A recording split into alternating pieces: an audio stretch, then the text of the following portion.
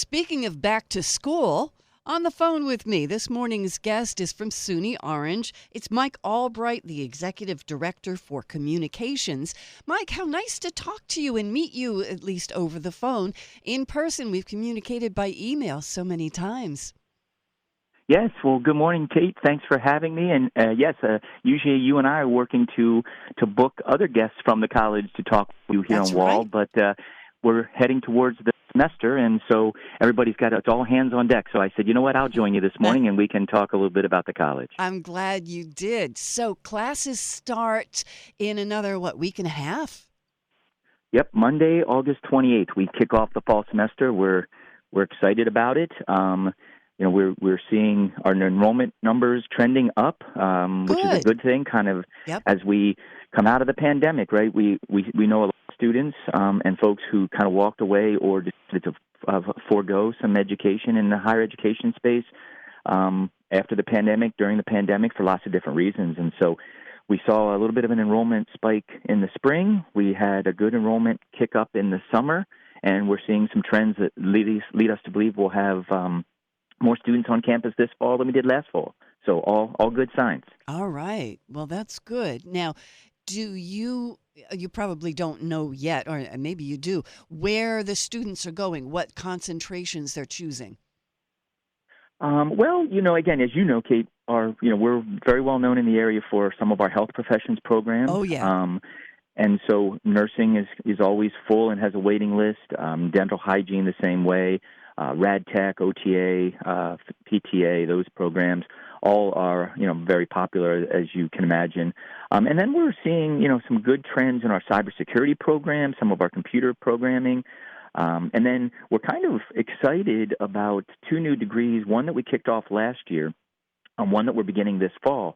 The one this fall is healthcare administration, and it's a program that the folks at the college on our faculty side developed to kind of address the needs of students who maybe want to get into healthcare, right? It's a growing field. We all know that. Mm-hmm. But they're not maybe wanting to be that hands-on clinical side, right, as a nurse or something along that line. So this is a chance for them to get their feet wet, to get themselves on the path toward, some sort of administrative position within healthcare, which could be human resources, could be finance, could be healthcare a hospital or a site administrator. So we're kicking that off this fall. We're excited about that. And last year we kicked off a web development degree, which is a degree that not for the design side of websites, but the back end operation development, the technical pieces of web development. So wow. Those are a couple of the things we've got going. Yeah, that part, that's not something that you could just run to Wix and throw together yourself, is it? Not if you want to kind of customize it to serve the needs of your organization, your business, and or your customers. So so we're excited about that. And then again, we always have really good interest in our business programs, our accounting degrees, business administration, those types of things. And so so we're like I said, we're very excited about what we think we're going to see here in the fall with more students on campus. And again, a lot of them, in the traditional age, right, between 18 to 21, as you would expect. Sure. But then we're also working with Dr. Young's leadership, and I know you've had Dr. Young on quite a bit here on Wall. Oh, she's so great. But with her vision, looking at how we can broaden our programming for those folks who maybe are a little older, who maybe aren't wanting to get right into or don't have the time or the ability with family, work, et cetera, to do a full-time degree on the academic side, but figuring out how we can get them into upskilling, some workforce training, things that will help them in their career, or change careers. And then maybe once they kind of get a taste for what we can offer on that side of the house, then maybe it sparks them to think about a degree in some respects. But again, just we're looking at figuring out how we can serve the needs of those in our community at wherever they are in life, and getting them to where they feel that they can be moving on and earning sustainable wages, helping their families, et cetera. That's all important stuff. Now, you have two campuses. Cannot forget that there are two spots to go for SUNY Orange, or for OC, whichever you want to call it. Middletown campus and Newburgh, and you've got that gorgeous shuttle bus that can actually give students a ride from one campus to the other. That's really thinking about the needs of your students and doing something about it.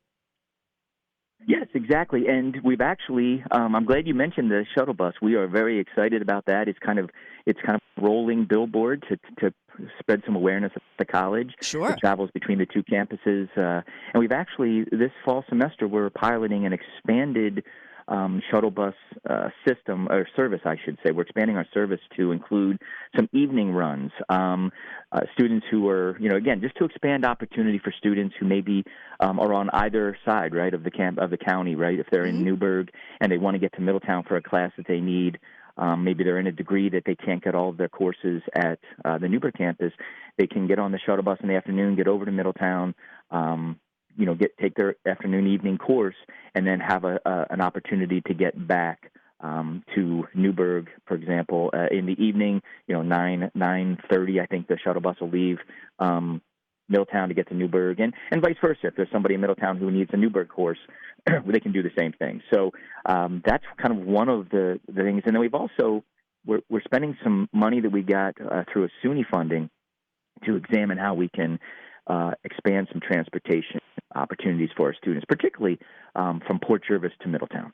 Okay. We know that we've got a lot of students in Port Jervis, and transportation for all students, right? A lot of students is problematic, and particularly since there really isn't a county-wide transportation system that has that they could take advantage of in that way. We're looking at some other opportunities. So, and we're trying to partner with others in the community to see how we can improve a lot of different services for our students, including transportation. And then now you've got courses that people will get an associate's degree and can go on and get a bachelor's degree at another school, and you've got all that. But then you've got some programs that can send people pretty much right to work. Did you want to talk about those? Yeah, we've got a bunch of what we call AAS degree programs. They're Associate in Applied Science degrees, and they are for 2-year essentially training programs. They're academics. You'll get a college degree, and you can transfer to another school out of those. But what they'll be better for, they're designed really for students to get a 2-year degree in, say, engineering science or architectural technology, or some of our accounting degree. We've got an accounting AAS degree. Some of our other most of our health professions degrees. We talked about nursing. We talked about dental hygiene. Mm-hmm. Those are all AAS degrees as well. And again, their intention is to get students a 2-year degree force with skills and training that then they can go from there. Now, we all know in certain areas for like nursing, for example, there's a push for nurses to get their bachelor's of nursing. So yes, we've been working with, and we've got a lot of students, transfer to nursing programs, whether it's locally or regionally, to get their SN, which is a requirement in the nursing field. So, but yeah, again, our hope is we're offering something for everyone. That's good. And then tell us about the Encore program. I had one of the instructors from the Encore program on the air, and I really want to start participating with those, but I haven't yet. So tell us about it, please. Well, the Encore program is a program that was begun, I'm going to say probably about 25 years ago. Folks from Middletown will certainly know the name Gert Mokatoff, former mayor. Oh, sure. Longtime faculty member at the college. She and a bunch of others began the program. And, it's a membership-based program, but the fee is, I want to say, $45. It's for a year. Residents for a year. It's residents 55 and older. And what Encore does is offers what we call short-run courses. They're 1, 2, maybe up to 4 sessions in a variety of topics. They're taught generally by an expert in the field or some SUNY Orange faculty and others. And I think, Kate, you'd be a great teacher if you wanted to talk to them about communication. If you want to talk to them about the radio world, those types of things would be ideal. But there's a wide range. They'll do some film. courses. They'll do history courses, watercolor, mahjong, color pencil drawing. They do some hiking where folks can get out and about and meet others and things like that. So they offer courses. They start, I want to say this year's courses for the fall will start probably mid-September, run through late October, early November, and then they'll curtail, and then they roll them back out in the spring semester. So I would encourage folks to visit the SUNY Orange website and search for Encore and see what they're offering. And it's a program that we and I've been talking in the past about lifelong learning, and I think that's what the SUNY Orange is able to do for folks is higher education for folks. They're continuing right in education, but what we kind of hope to do is set a foundation for folks who come to us at any age, right, whether they're right out of high school or if they're 40, 45, 50, to just build that foundation of lifelong learning. We're all kind of, in that position where,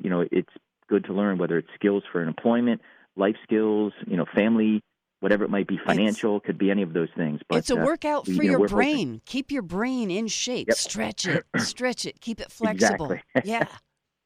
Yeah. That's and you mentioned the website. We ought to tell people what it is. SUNYOrange.edu. That's easy. Yes. Yep. So you're not OC.com. No. No, we're not. SUNYOrange.edu. And for folks who are interested in our academic degrees, or actually anything, you can hit /get started. And you'll see there's a link on the website that gets you kind of introduces you to the college a little bit and gives you, it kind of has information based on what sort of where you're coming from, right? If you're a local student, an out-of-state student, an international student, an adult student, if you've been away from the college and you're coming back, we kind of use that page to direct folks to where they can get more information relative to their sort of position and what they're thinking they might want to do. That makes a lot of sense. Now, if somebody wants to get in the fall semester, they might find that it's kind of too tight for that. Is that right? Yeah, as I said, we're 10 days away, so classes are filling up. What I would say is, I always say it's never too late, right? But sure. I think if folks if you've applied to the college already and you're kind of in that process, then I think you can probably figure out a way to try to get your application process finished and talk with our admissions and registration folks to get sort of into some classes. If you haven't applied yet, I would say reach out to admissions and they can kind of walk you through the process. But more than likely, if you haven't applied, they'll want to kind of just encourage you to fill out the application, but consider starting in the spring. And again, we want to put people in a position to be successful. And at this point, trying to find and build a schedule for folks that maybe is full-time could be a little problematic with the lateness of things. Sure. You may end up taking classes you can't get into a class or. Yeah. Okay. Got it. Okay. Mike, it's just about 8:30 and we need to do a news break. It has been our pleasure to speak with you this morning, though. It's so nice to get to know you over the phone. Well, thanks, Kate. Again, I appreciate it. I would encourage anybody who's listening, if they are interested in us, to visit the website.